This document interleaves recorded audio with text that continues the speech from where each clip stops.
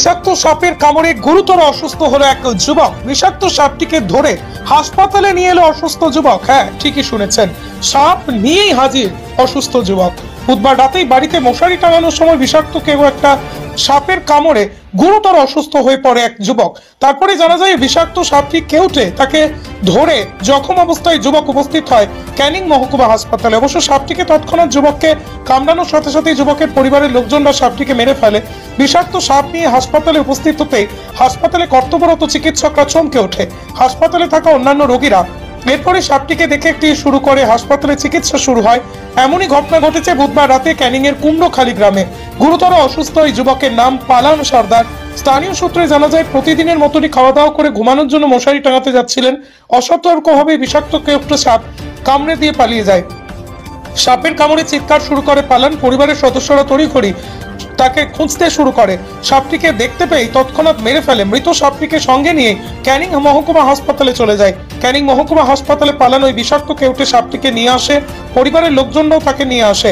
সাপটিকে দেখে চিকিৎসকরা চিকিৎসা শুরু করেন। অনেক সময় বিষাক্ত কি সাপ কামড়েছে ধরতে না পারলে চিকিৎসায় বেগ পেতে হয়, তাই সাপ ধরে নিয়ে গেল ওই যুবক। বর্তমানে বিপদমুক্ত রয়েছেন যুবক।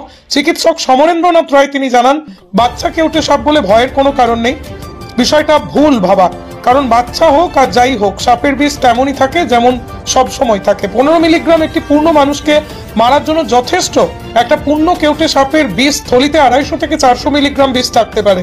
একটা বাচ্চা কেউটে সাপ অন্য বয়স্ক মানুষকে মারার জন্য যথেষ্ট বিষ ঢালতে পারে। এই যুবককে একটা বাচ্চা কেউটে সাপ কামড়েছে, যার বিষ থলিতে 150 মিলিগ্রাম বিষ থাকলেও থাকতে পারে। এখন এই যুবক অবশ্য সুস্থ রয়েছেন, বিপদমুক্ত রয়েছেন, ভয়ের কোনো কারণ নেই। কেউটে সাপ কোথায় কামড়ালো, কিভাবে? বাড়িতে? তুমি কি করছো তখন? আচ্ছা, কি নাম তোমার? পালন সর্দার। তারপর কি করলে সাপে কামড়ানোর পর? আচ্ছা, হাসপাতালে চলে এসছে। কোথায় বাড়ি? বাড়ি কোথায়? বাচ্চাটা কেউটে বাচ্চা ওকে কামড়েছিল, কিন্তু বাচ্চা বলে এরকম ভাবলে হবে না, কারণ সাপের বিষ বাচ্চার ক্ষেত্রে যা হবে বড় সাপের বিষেরও তার ভেতরে যে ভেনামটা থাকবে তার কার্যকারিতা একই হবে। শুধু পার্থক্যটা কি হবে, বড় সাপের ক্ষেত্রে গ্ল্যান্ডটা অনেক বড় হবে, তার ভেতরে পরিমাণ অনেক বেশি থাকবে, আর এর ক্ষেত্রে গ্ল্যান্ডটা ছোট থাকার জন্য বিষের পরিমাণ থলির ভেতরে অনেক কম থাকবে।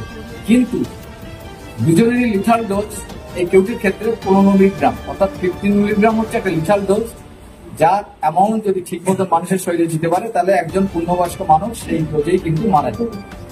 এক্ষেত্রে যেটা বলা দরকার সেটা হচ্ছে একটা কেউটি সাপের থলিতে, পূর্ণবয়স্ক একটা কেউটি সাপের থলিতে প্রায় 250 থেকে 400-450 মিলিগ্রাম এই বিষ থাকতে পারে।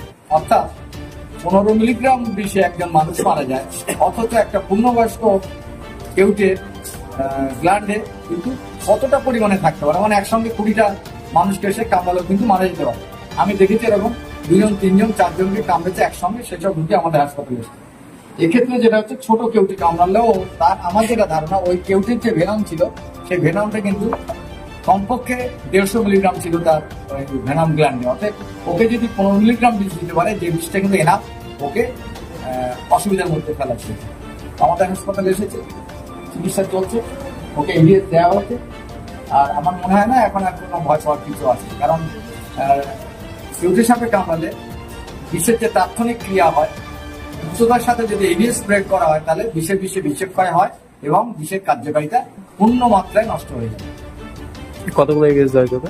10টা এডিএস দিয়ে দেওয়া হয়।